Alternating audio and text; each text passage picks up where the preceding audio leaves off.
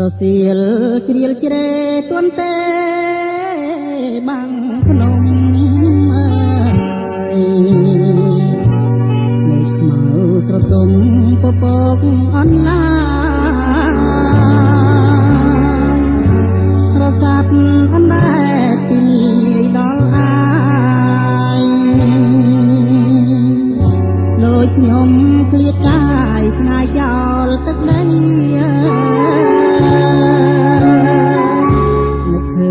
កាលបងពងរត់ជីវ៉ាលុបតែភ្លឺថ្លាថ្ងៃពេញបរមី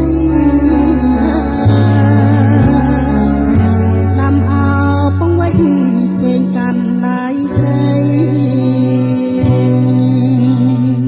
ទ្រូងញ័រព្រួយភ្នែកក្រពូនក្រៀមក្រហម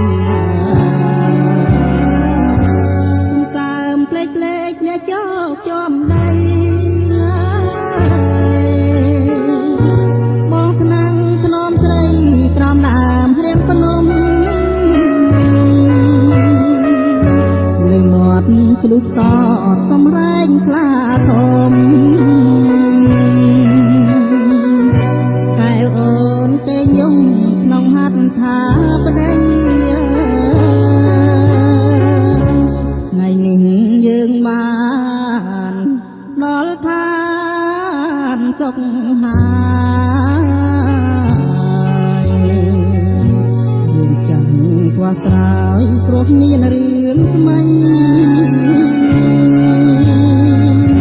អូនផាត់នោនក្បត់មានអាសូរប្តីមានឈ្មោះល្បាញបីជាស្រីចិត្តចាស់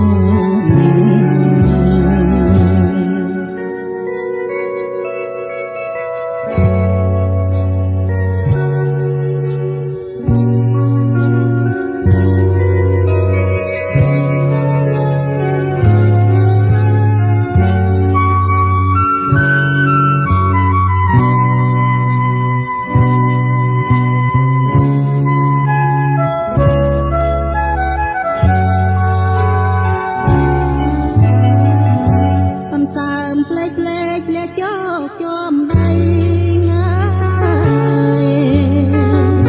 បងថ្នាំងធ្នមស្រីក្រំដើមរៀងភ្នំលឺមាត់ឆ្លុះតបសំរែងខ្លាធំកែវអូនគេយំក្នុងហាត់ថាប្តីថ្ងៃនេះយើងបានដល់ឋានសុខ